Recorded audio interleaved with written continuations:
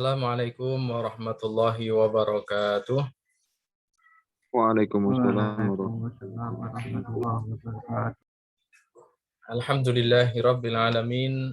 Wassalatu wassalamu ala khatamin nabiyyin wal mursalin. Sayyidina wa habibina Muhammadin wa ala alihi wa sahbihi ajma'in wa ba'du.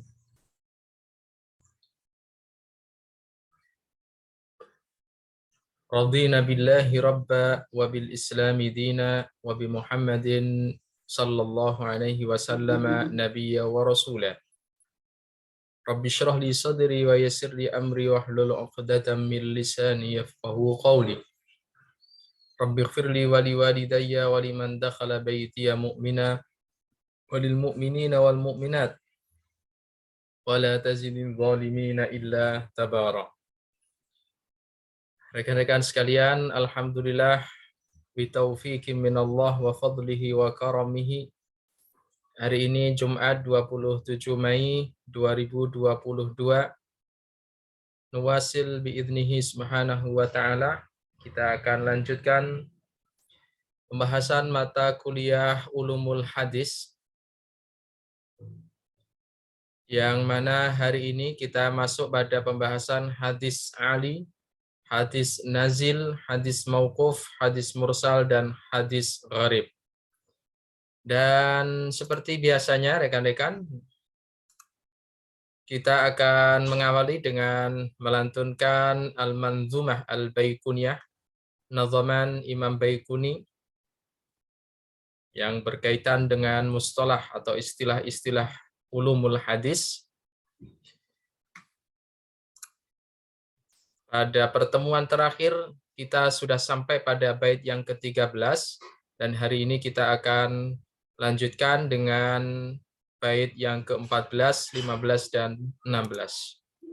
Baik, siapa yang memulai? Silakan. Abda'u bilhamdi musalliyan ala Muhammadin khairi nabiyyin ursila. Atau dengan irama masing-masing, silakan. Kita awali dengan siapa? Mas Zulfa? Ya Ustaz. Oke, monggo. Bismillahirrahmanirrahim.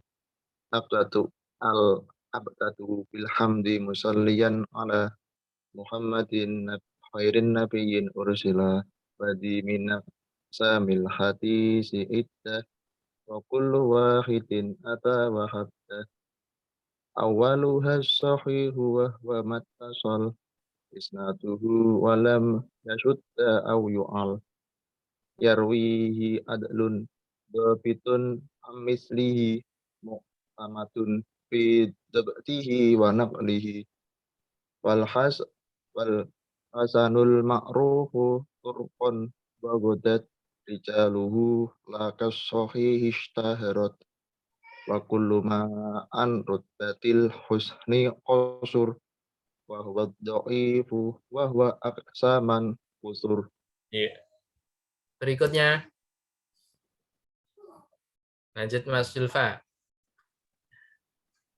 Wa ma udifa lin nabiyil marfu'u wa ma litabi'in huwal maqtu'u wal musnadul muttasilul isnadi min rawihi hattal mustafa walam yabin wa ma bisam'i kulli rawiyat tasil isnaduhu lil mustafa fal muttasil musalsalun kulma ala wasfin ata mislu ama wallahi an banil fata kadaka qad sanihi qaima au ba'da an sani tabassama azizu marwi hisnaini au salasah masyhuru marwi fauqama salasah. Slide terakhir, Mas Zulfa. Mu'an anun ka'an sa'idin an karom wa mubhamun ma fihi rawid lam yusam wa kullu ma qallat rijaluhu ala Dakalladhi qad nazala wa ma adafnatu ilal ashabi min qaulin wa fi'lin fahuwa mauqufun zukin wa mursalun minhus sahabiyyu saqat wa kullu gharibun ma rawin faqat. Nih, Masya Allah. Nih. Terima kasih Mas Zulfa. Barakallahu fiik wa jazaka khairan. Berikut satu kali lagi nggih, monggo. Sinten? Mbak Aini, Mbak Laras, Mbak Rizka, Mbak Us, Mbak Nur, atau siapa?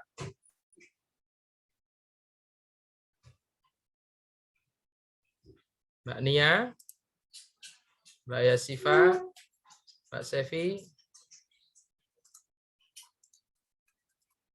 rekan-rekan di kelas ini itu punya karakter unik, yaitu akhlak al-ithar.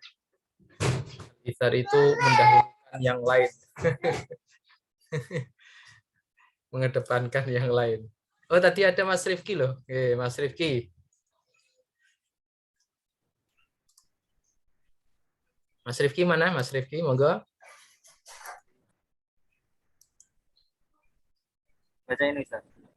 Ya dari awal Mas, ye.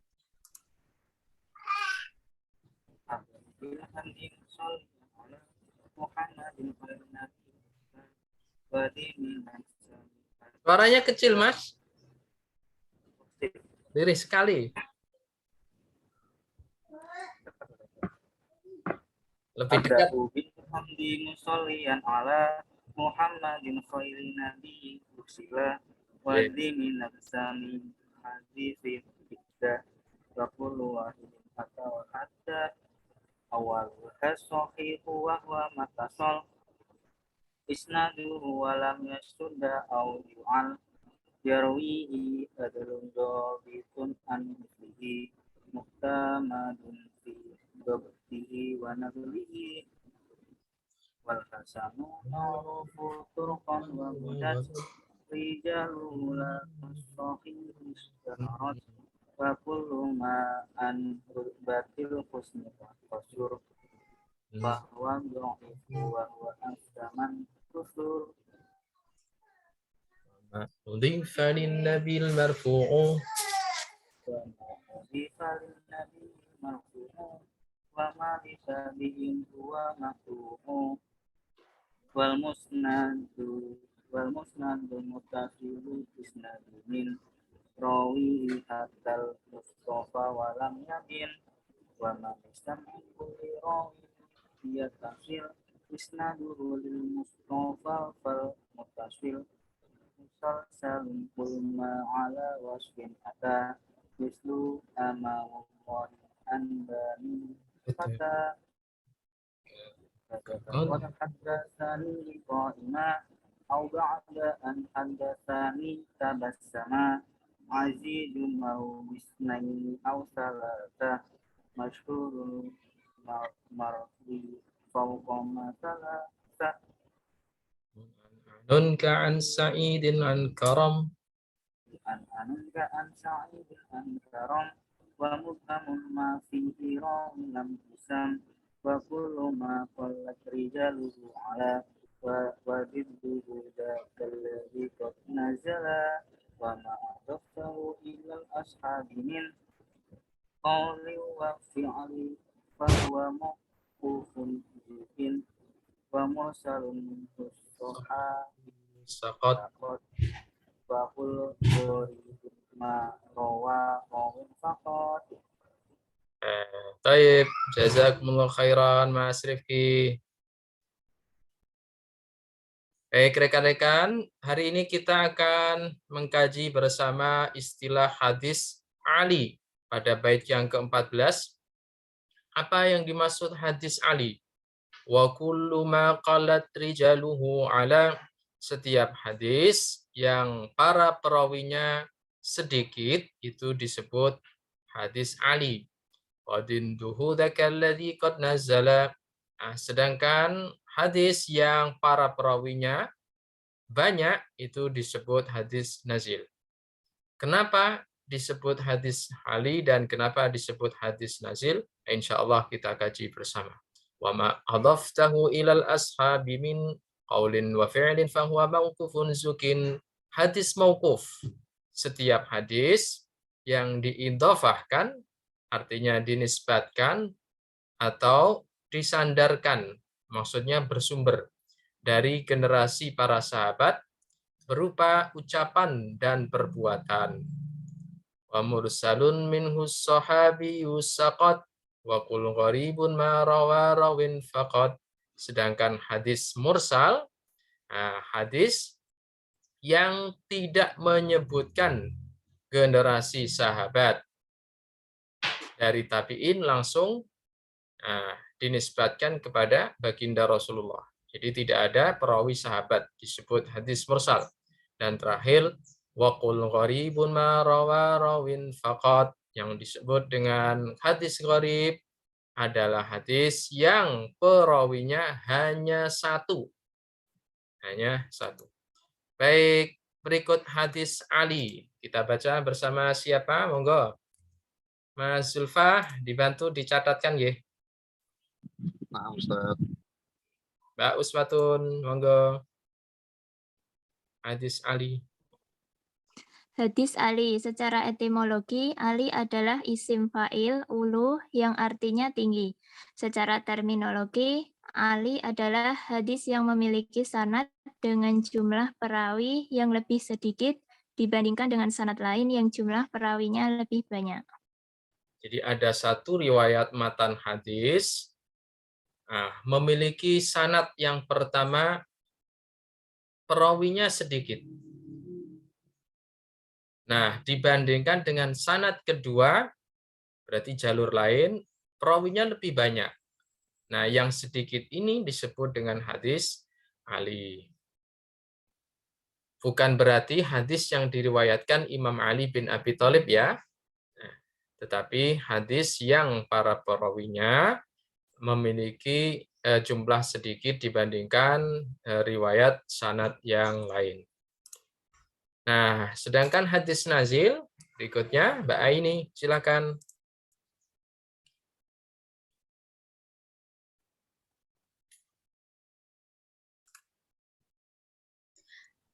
Hadis nazil. Nazil adalah isim fa'il dari nazala yang artinya turun. Terminologi, nazil adalah hadis yang diriwayatkan dengan sanad yang jumlah perawinya lebih banyak dibandingkan dengan sanad lain yang jumlah perawinya lebih sedikit. Nah, ini kebalikan dari hadis Ali. Jadi, kalau hadis Ali, sanad perawinya lebih banyak. Sedangkan nazil, sanad perawinya lebih sedikit. Contoh, bil misali yattadihul maqal. Berikut contohnya, silakan Mbak Nabila. Contoh, Ibnu Hajar dalam salah satu sanadnya, Imam Bukhari meriwayatkan sebuah hadis dari Qutaibah dari Malik, sementara itu hadis tersebut diriwayatkan dari Qutaibah oleh 8 orang perawinya. Nah, ini ada dua riwayat dalam sebuah hadis. Yang satu diriwayatkan dengan jumlah perawi sedikit. Nah, sedangkan kedua lebih banyak. Antara 1 sampai 2 dibandingkan dengan jalur lain jumlahnya sampai 8 perawi. Yang lebih sedikit disebut riwayat atau hadis Ali atau sanad Ali. Yang lebih banyak disebut dengan hadis, riwayat atau sanad nazil. Baik, contoh sebuah karya. Jadi rekan-rekan, karena saking uniknya hadis ini, para pakar ulama hadis membuat karya khusus tentang kumpulan-kumpulan hadis Ali dan nazil, disebut dengan Thulathiyatu al-Bukhari, karya Imam Ibnu Hajar al-Asqalani. Hukum berikutnya, silakan Mbak Sinten tadi, yang Mbak Umi Hani, silakan.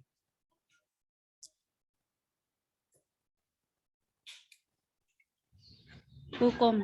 Hadis-hadis yang lebih banyak perawinya memungkinkan adanya kelemahan yang lebih banyak dibandingkan dengan hadis-hadis yang lebih sedikit perawinya. Dengan demikian, hadis Ali itu lebih kuat dan dekat dengan hadis-hadis yang makbul daripada hadis nazil. Namun demikian, jika hadis nazil itu bisa lebih kuat, jika para perawinya benar-benar dipastikan lebih bersih dari cacat dan kelemahan. Autsak, ahfad, dan afqah dari perawi hadis Ali. Ya, jadi rekan-rekan, kenapa hadis Ali disebut demikian? Secara bahasa, Ali itu memang tinggi ya, mulia, agung, luhur. Nah, riwayat yang lebih sedikit perawinya itu dianggap lebih mulia, lebih tinggi kedudukannya, karena kemungkinan adanya cacat atau lemah hadis itu lebih sedikit. Lebih sedikit. Jika dibandingkan dengan riwayat yang lebih banyak perawinya, maka kemungkinan cacat atau lemahnya juga semakin banyak. Sehingga dengan demikian hadis Ali disebut hadis yang tinggi atau Ali karena kemungkinan cacat dan lemahnya itu lebih sedikit. Sebaliknya hadis nazil meskipun para perawinya itu lebih banyak, kemungkinan adanya cacat lebih banyak. Tetapi, nah ini logis ya, apabila sudah bisa dipastikan perawi hadis nazil itu semuanya bersih dari cacat dan kelemah, bahkan lebih ausak, lebih terpercaya, ahfal lebih terjaga hafalannya, dan afqah lebih faham dengan riwayat-riwayatnya dibandingkan dengan hadis Ali, maka tentu hadis nazil lebih kuat atau lebih tinggi dari hadis alinya. Baik, demikian tentang hadis Ali dan hadis nazil. Baik, ada sebuah penjelasan tambahan rekan-rekan berkaitan dengan sanad dan kedudukannya dalam ilmu pengetahuan Islam. Silakan dibaca, Mbak Okta kalau tidak salah tadi rasanya ya. Oh, ya. Peran ulama hadis sangat menekankan pentingnya sanad dalam meriwayatkan ilmu hadis dan hadisnya sendiri. Para penuntut ilmunya juga sangat ditekankan untuk mencari sanad hadis Ali karena dirasa lebih kuat. Abdullah bin Mubarak, al-isnadu minad dini laula isnadu lakola masya'a. Sanad itu bagian dari agama. Tanpa sanad, maka orang akan berbicara sesuka hatinya. Ya, jadi rekan-rekan dalam budaya tradisi keilmuan Islam ada keistimewaan yang tidak dimiliki barangkali dalam peradaban atau budaya agama yang lain. Bahwasanya ilmu dalam Islam itu bersanad. Artinya apa bersanad? Memiliki jalur riwayat dan sanadnya bersambung. Kita lihat dari sanad Al-Quran. Bersambung dari bumi ke langit. Allah menurunkan kalamnya Al-Quran kepada malaikat. Malaikat Jibril menyampaikan secara langsung ya, lisan kepada baginda Nabi Muhammad SAW. Baginda Nabi kemudian SAW meriwayatkan, menyampaikan kepada para sahabat. Para sahabat menyampaikan atau mengajarkannya kembali kepada generasi tabi'in. Generasi tabi'in melanjutkan kepada generasi atba'ut tabi'in. Dan generasi atba'ut tabi'in melanjutkan kembali sanad riwayatnya kepada para ulama, para guru, sampai kepada kita. Dan kita nanti juga akan melanjutkan kepada murid-murid kita atau santri-santri kita. Nah, itulah sesuatu yang sangat istimewa saya kira dalam silsilah rentetan urutan sambung sinambung ketersambungan ilmu pengetahuan Islam khususnya ilmu Al-Quran dan ilmu hadis. Bahkan Abdullah bin Mubarak radhiyallahu anhu mengatakan, al-isnadu minad din, laulal isnadu laqala man syaa ma syaa. Mutiara ini sangat bagus rekan-rekan kalau bisa dihafal ya dan dipahami kemudian direnungkan baik-baik. Ya. Hikmah seperti inilah yang kemudian menjadi landasan kita bahwasanya dalam belajar ilmu agama, ilmu pengetahuan secara umum sangat ditekankan untuk belajar bersama seorang guru. Kalau bisa bertatap muka atau bertalaki maka akan semakin bagus.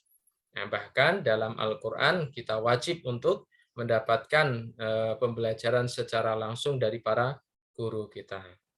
Bagaimana kalau tidak bisa Pak Sugeng? La yukallifullahu nafsan illa wus'aha. Kalau kita baru bisa belajar otodidak, baik membaca maupun menyimak kajian-kajian, nah, silakan lakukan itu, simak ataupun baca. Pada suatu saat kalau kita punya waktu longgar, punya tenaga lebih dan waktu yang lebih, kita mencari guru untuk kita setorkan, kita tasmikkan, sehingga sanad riwayat ilmu kita bersambung. Syukur-syukur rekan-rekan bisa memberikan sanad sendiri, ijazah sendiri untuk keluarganya, sanak kerabat atau teman-temannya, dan seterusnya. Baik. Berikutnya rekan-rekan tentang hadis mauquf. Apa yang dimaksud hadis mauquf? Mbak Indri, silakan. Hadis mauquf. Secara etimologi, mauquf adalah isim ul dari waquf yang artinya berhenti. Secara terminologi, hadis mauquf adalah hadis yang disandarkan kepada seorang sahabat, berupa ucapan, perbuatan, maupun ketetapan. Ya, jadi para tabi'in meriwayatkan sebuah matan, ungkapan atau hikmah sampai pada sahabat saja, generasi sahabat berhenti, tidak sampai dinisbatkan kepada baginda Nabi Shallallahu Alaihi Wasallam. Ini pernah kita singgung ya dalam istilah hadis musnad kalau tidak salah. Jadi riwayat yang berhenti atau hanya sampai pada generasi sahabat disebut dengan hadis mauquf yang dihentikan. Contoh berikutnya,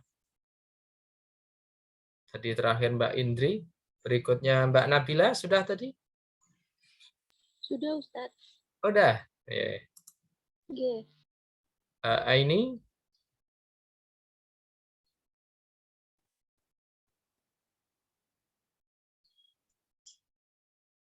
Nah, ini tadi sudah membaca belum? Sudah, Pak. Pak Laras? Pak Laras belum tadi sepertinya. Ya, belum Ustaz. Akhrajal Bukhari an Ali ibni Abi Talib. An Ali ibni Abi Talib radhiyallahu anhu qala, hadithun nasa bima ya'rifun, atuhibbuna an yukadzdzaba Allah wa rasuluh. Silakan. Ukhrajul Bukhari an Ali ibni Talib radhiyallahu anhu qala hadithun nasa bima ya'rifuna atuhibbuna an ayyukadzaballahu wa rasuluh. Ya, artinya Bukhari meriwayatkan dari Ali bin Abi Thalib radhiyallahu anhu berkata, berbicaralah kepada orang-orang dengan apa yang mereka mengerti. Apakah kalian ingin Allah dan Rasul-Nya tidak dipercaya? Ya.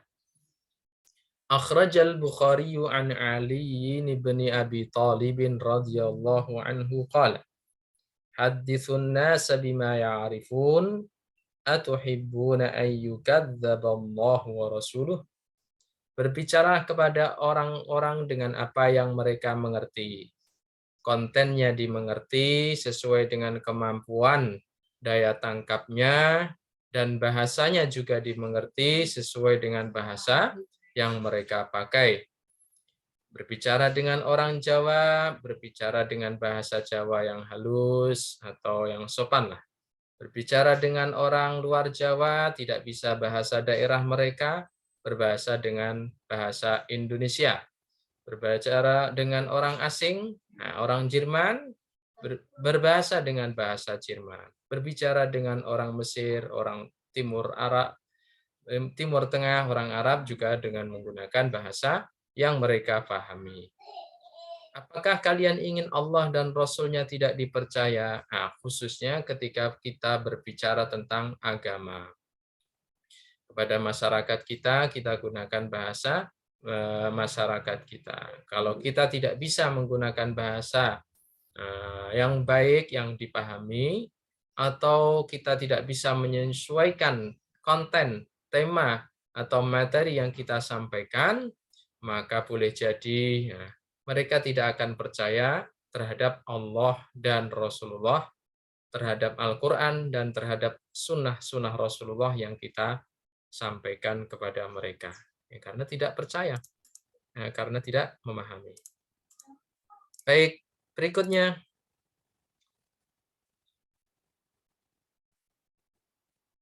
Mbak Nia, silakan. Imam Bukhari juga meriwayatkan bahwa Ibnu Abbas radhiyallahu anhu mengimami sholat meskipun dengan tayamum. Sedangkan contoh hadis mauquf berupa ketetapan adalah saat seorang tabi'in mengatakan, aku melakukan hal ini di hadapan salah seorang sahabat dan tidak disalahkan sama sekali. Ya, jadi hadis mauquf ada yang berbentuk ucapan para sahabat, ada yang berbentuk perbuatan para sahabat, dan ada yang berbentuk ketetapan para sahabat. Berikutnya hukum. Monggo. Mbak Ulin Nuha. Hukum. Pada dasarnya hadis mauquf tidak bisa dijadikan hujah atau dalil hukum karena hanya ucapan dan perbuatan sahabat sebagai manusia biasa. Namun, jika menguatkan hadis dhaif, maka bisa dijadikan penguat.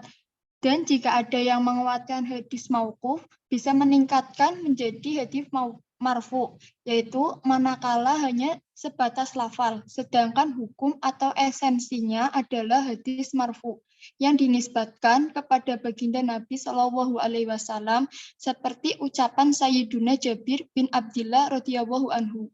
Ketika kami menaiki suatu jalan, kami membaca takbir, dan ketika turun, kami membaca tasbih. Nah, jadi rekan-rekan, kalau ada riwayat mauquf yang sampai kepada kita, hal yang perlu kita lakukan apa? Jangan terburu-buru menjadikannya sebagai dasar hukum, dan juga jangan tergesa-gesa untuk menolaknya. Nah, kita lihat dan kita cermati dulu. Nah, apakah sesuai dengan tuntunan sunnah dan ayat-ayat Al-Quran atau tidak. Kemudian seberapa kuat kesahihannya, kehasanan, dan kedhaifannya.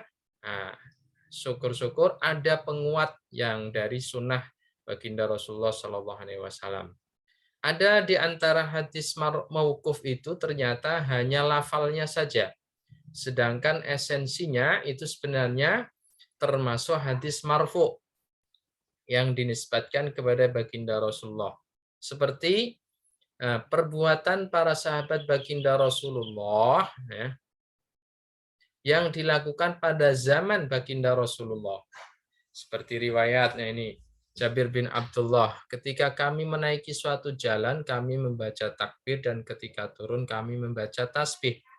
Sayyiduna Jabir mengatakan hal ini pada saat baginda Rasulullah masih hidup, sehingga ada kemungkinan baginda Rasulullah mendengar atau menyaksikan dan tidak melarangnya.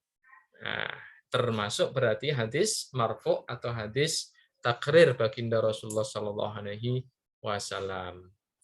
Kenapa? Karena baginda Rasulullah SAW itu sering dilapori atau didatangi para sahabat untuk menanyakan apa yang mereka lakukan itu boleh atau tidak.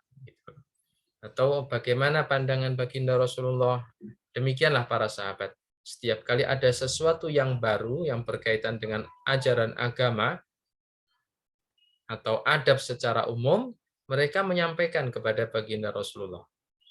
Nah, ini sebuah pelajaran bagi kita ya rekan-rekan. Seandainya kalau dalam kehidupan ada sesuatu yang menurut kita kurang yakin dari dasar hukum agama, segera dicarikan sumbernya. Kalau perlu ditanyakan kepada para pakar atau ahlinya. Ini boleh atau tidak supaya ketika kita menyikapi atau mencontoh itu benar-benar ada rujukan dasarnya. Demikian hadis mauquf. Berikutnya adalah hadis mursal. Silakan dan Mbak Upi, Mbak Keri dan Mbak Wahyu. Mbak Upi Catur, silakan. Hadis mursal, secara etimologi, mursal adalah isim mar'ul dari kata arsala yang artinya melepaskan. Secara terminologi, hadis mursal adalah hadis yang diriwayatkan seorang tabi'in dan dinisbatkan secara langsung kepada baginda Nabi SAW tanpa menyebutkan generasi sahabat. Ya. Jadi seorang tabi'in, generasi tabi'in meriwayatkan satu hadis, tiba-tiba langsung menyebutkan qala Rasulullah tanpa meriwayatkan atau menyebutkan riwayat dari para sahabat. Berarti kan terputus. Ya. Contoh. Akhraja Muslimun an Sa'id bin al-Musayyib anna Rasulullah sallallahu alaihi wasallam naha an bai'il muzabanati wal muhaqalati. Silakan. Siapa tadi ya? Yang sudah resen tadi. Setelah Mbak Upi. Tadi ada dua loh yang resen. Mbak Upi lanjutkan lagi.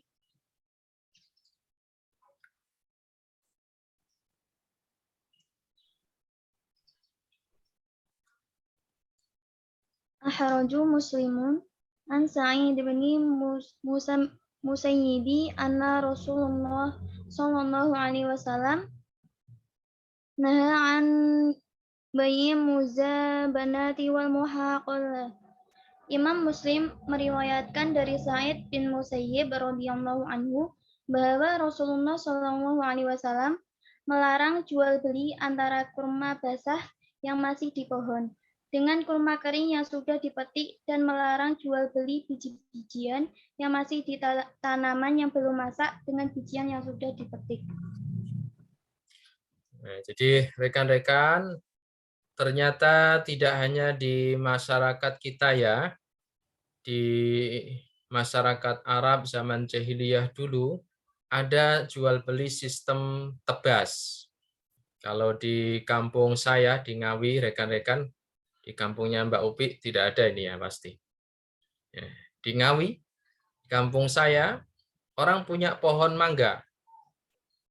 Berbuah lebat, kemudian ada seorang, apa istilahnya itu ya, penebas, pembeli datang. Bu, mangganya boleh saya beli, padahal belum dipanen, masih di pohon.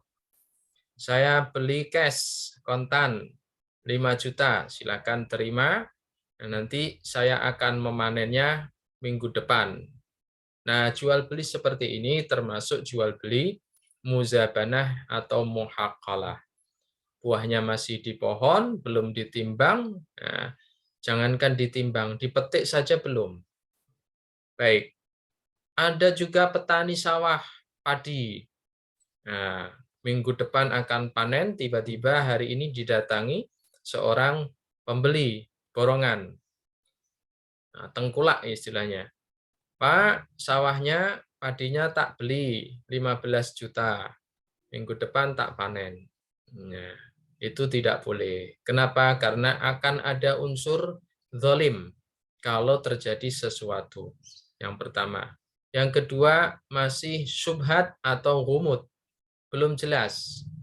takarannya belum jelas, kemudian hasil yang akan didapatkan juga belum jelas. Meskipun pemilik atau penjualnya nanti akan menerima uang kontan. Nah, ini tidak boleh rekan-rekan, karena berbahaya.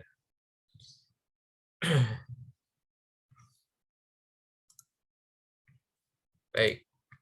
Hukum. Silakan, Mas Septian.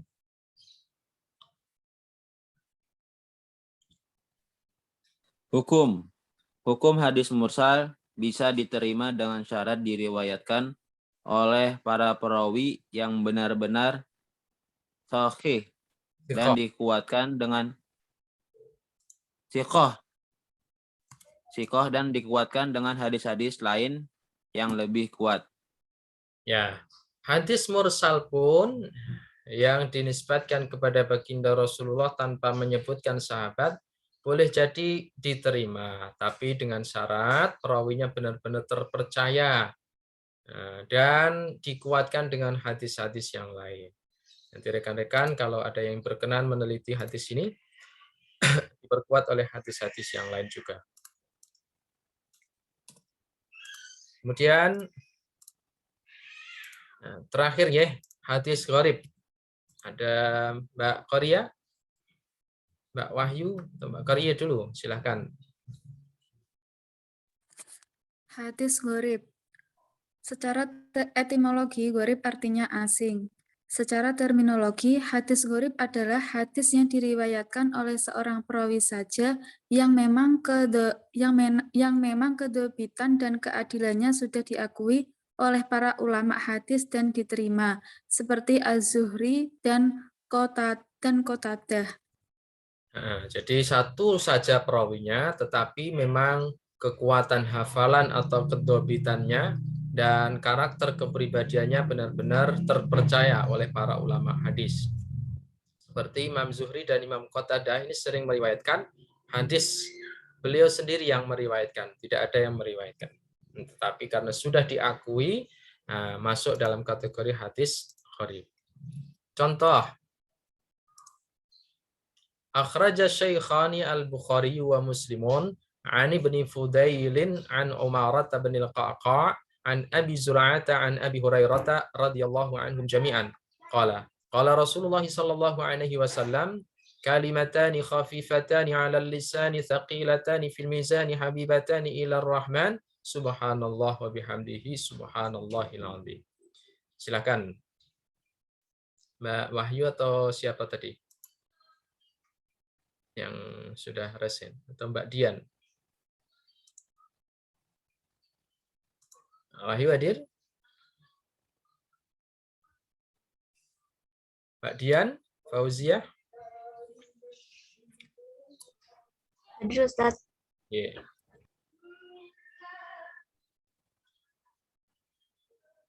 Silakan Mbak Dian, mic-nya dibuka.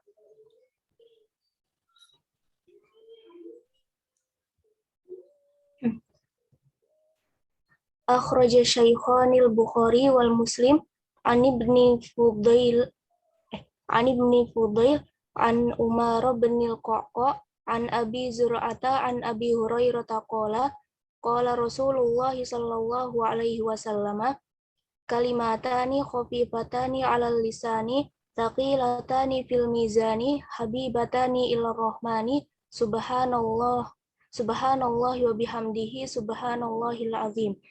Diriwayatkan oleh Imam Bukhari dan Muslim dari Ibnu Fudail, dari Umar bin Qa'qa', dari Abi Zur'ah, dari Abu Hurairah radhiyallahu anhu, Rasulullah bersabda, dua kalimat ringan di lidah, berat di timbangan amal, sangat dicintai Zat yang Maha Penyayang, Maha Suci Allah dengan segala puji untuknya, Maha Suci Allah yang Maha Agung.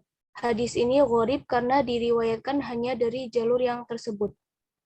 Ya. Apakah berarti hadis gharib yang hanya diriwayatkan satu perawi itu ditolak begitu saja hukumnya? Silakan Mbak Dian. Hukum hadis gharib, di antara hadis gharib ada yang sahih namun sebagian besar tidak sahih. Ya, belum tentu hadis gharib itu ditolak. Nah, hadis sahih pun ada yang dari kategori hadis gharib. Jadi perlu dikaji ulang. Baik, demikian rekan-rekan pembahasan kita tentang hadis Ali, nazil, mauquf, mursal, dan gharib. Masih ada 5 menit ya sebelum kita akhiri pertemuan kita hari ini. Silakan kita akan baca sekali lagi dari awal pembahasan hadis Ali sampai hadis gharib. Monggo, siapa? Mbak Rizka sudah tadi. Mbak Okta, Mbak Nur Komalasari, silakan Mbak Okta dulu. Hadis Ali. Secara etimologi, Ali adalah isim fa'il ulu yang artinya tinggi. Sedangkan dari monologi, Ali adalah hadis yang memiliki sanad dengan jumlah perawi yang lebih sedikit dibandingkan dengan sanad lain yang jumlah perawinya lebih banyak. Contoh hadis nazil. Hadis nazil secara etimologi, nazil adalah isim fa'il dari nazala yang artinya turun. Secara terminologi, nazil adalah hadis yang diriwayatkan dengan sanad yang jumlah perawinya lebih banyak dibandingkan dengan sanad lain yang jumlah perawinya lebih sedikit. Contoh. Berikutnya setelah Mbak Nur siapa? Mbak Yasifa, silakan.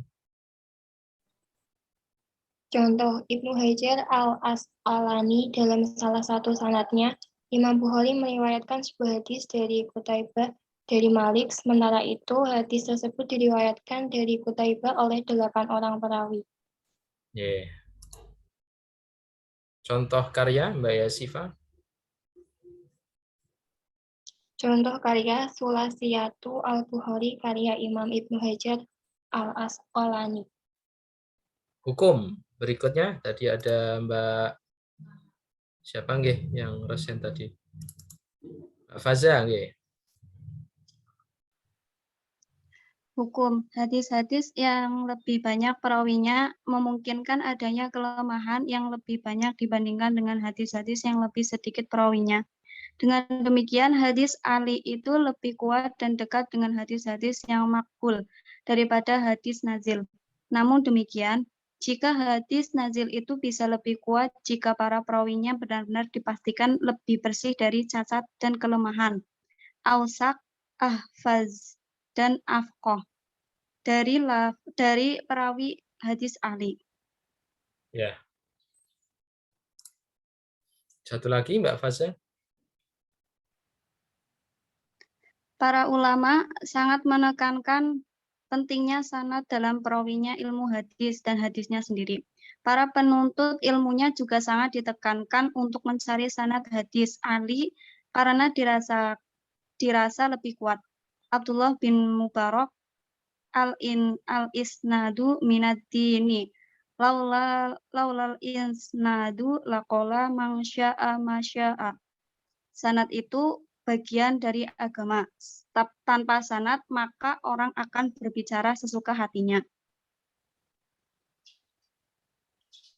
Berikutnya, hadis mauquf. Jadi Mbak Faza, beralih dengan siapa? Mas Okiawan. Hadis mauquf. Secara etimologi, mauquf adalah isim maf'ul dari waqaf yang artinya berhenti. Secara terminologi, hadis mauquf adalah hadis yang disandarkan kepada seorang sahabat berupa ucapan, perbuatan, maupun ketetapan.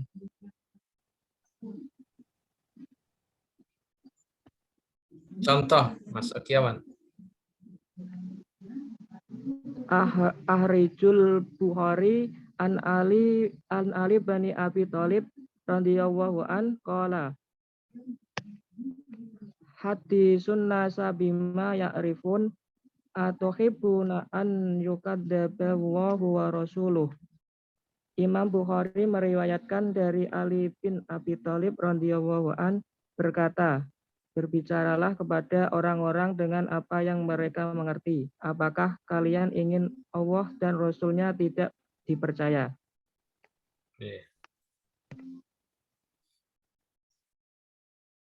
Dari Mas Okiawan, beralih Mbak Siti Ainur.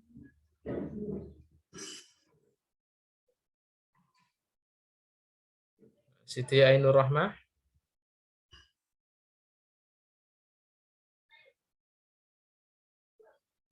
Siti Ainur Rahmah hadir. Mas Rizky, monggo Mas Rizky Rahmansyah.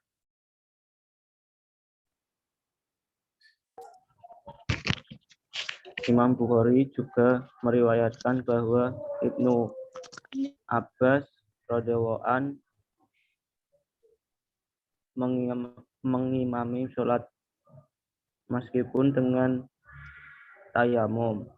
Sedangkan contoh hadis marfu berupa ketetapan adalah salah seorang tabi'in mengatakan, aku melakukan hal ini di hadapan salah seorang sahabat dan tidak disalahkan sama sekali. Hadis mauquf ya Mas, bukan marfu. Mbak Zahra, silakan. Zahratun Nafisa. Baik Ustadz. Pada dasarnya, hadis mauquf tidak bisa dijadikan hujah atau dalil hukum karena hanya ucapan dan perbuatan sahabat sebagai manusia biasa. Namun jika menguatkan hadis, maka bisa dijadikan muat. Dan jika ada yang menguatkan hadis mauquf, kita melihat hadis manakala batas hukum atau esensinya adalah marfu nisbatan kepada kita Nabi seperti Sayyidina ketika menaiki suatu jalan kami membaca takbir dan ketika turun kami membaca tasbih. Mbak Wahyu sudah hadir? Hadir Ustadz. Hadis mursal Mbak. Baik Ustaz. Hadis mursal secara etimologi, mursal adalah isim maf'ul dari kata arsala yang artinya melepaskan.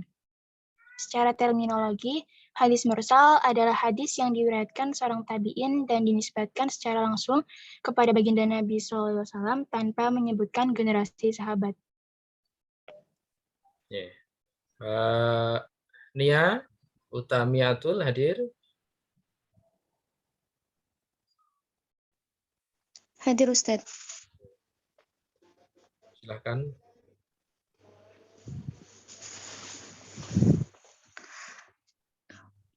Contoh Ukhrajul Muslim an Sa'id bin Musayyib anna Rasulullah sallallahu alaihi wasallam naha an bai'i muzabanati wal muhaqalati. Artinya Imam Muslim meriwayatkan dari Sa'id bin Musayyib radhiyallahu anhu bahwa Rasulullah sallallahu alaihi wasallam melarang jual beli antara kurma basah yang masih di pohon dengan kurma kering yang sudah dipetik dan melarang jual beli biji-bijian yang masih di tanaman yang belum masak dengan bijian yang sudah dipetik. Hukum hadis mursal. Mbak Agisna hadir? Hadir Ustadz. Ya, silakan. Hadis mursal bisa diterima syarat diriwayatkan oleh para perawi yang benar-benar siqoh atau terpercaya dan dikuatkan dengan hadis-hadis lain yang lebih kuat. Hadis gharib Mbak Aisyah Nur Fauzia.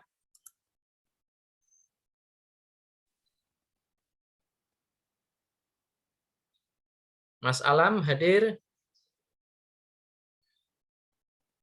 Hadir Ustaz. On kamera Mas. Kedap Ustaz. Nastaqu ilaikum. Sampun. Oke, J, silahkan. Hadis gharib, etimologi gharib artinya asing. Terminologi, hadis gharib adalah hadis yang diriwayatkan oleh seseorang perawi saja yang memang kedobitan dan keadilannya sudah diakui oleh para ulama hadis dan diterima seperti Az-Zuhri dan Qatadah. Contoh? Akhraja Syaikkhani Al-Bukhari wa Muslim an Ibni Fudaili an Umarota bin Al-Qaqqa an Abi Zur'ata an Abi Hurairah qala Rasulullah sallallahu alaihi wasallam kalimatani khafifatani ala lisani sakilatani fil mizani habibatani ila rahmani subhanallahi wa bihamdihi subhanallahil azim. Diriwayatkan oleh Imam Bukhari dan Muslim dari Ibnu Fudail, dari Umarah bin Qaqqa, dari Abi Zur'ah, dari Abu Hurairah radhiyallahu an. Rasulullah bersabda, 2 kalimat ringan di lidah berarti timbangan amal, sangat dicintai Zat yang Maha Penyayang. Maha suci Allah dengan segala puji untuknya, Maha suci Allah yang Maha Agung. Hadis ini gharib karena diriwayatkan hanya dari jalur yang tersebut. Ibnu Fudail, Umarah, Abu Zur'ah, Abu Hurairah. Jadi setiap tingkatan riwayatnya hanya satu perawi saja. Mbak Sabrina hadir.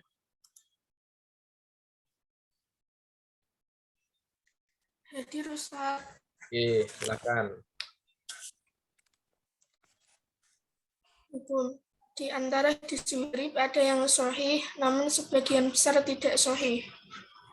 Oke, terima kasih rekan-rekan. Dan kalau ada pertanyaan, saya persilakan sebelum kita tutup. Izin bertanya, Ustadz. Mbak Wahyu ya, silakan. Sebelumnya mohon maaf off kamera. Terkait dengan hadis mursal tadi, Ustadz, jikalau ada seseorang yang ingin menjual pohon tersebut dan kita sudah mulai memberitahu bahwa hal tersebut tidak boleh, tetapi beliau tetap kekeh untuk menjual karena hal itu simpel dan sudah ada persetujuan antara penjual dan pembeli. Nah, bagaimana sikap kita, Ustadz? Kita hanya menyampaikan, Mbak ini dalam tuntunan syariat tidak diperbolehkan karena berbahaya, ada madaratnya. Kalau toh nanti penjual atau pemilik pohonnya atau pembelinya sudah deal transaksi, sudah tahu dilarang tetap melaksanakan, maka silakan. Ya, semoga tidak ada madarat yang terjadi. Itu saja. Apakah berdosa Pak Sugeng? Ya, sesuatu yang dilarang dalam syariat Islam kalau dilakukan pasti ada sanksinya. Tetapi itu semuanya kembali kepada rahmat Allah Subhanahu wa taala dan kita yang mengingatkan hanya sekedar bisa mengingatkan dan berdoa semoga Allah Subhanahu wa taala mengampuni kita dan memberikan hidayahnya. Baik, terima kasih Ustadz.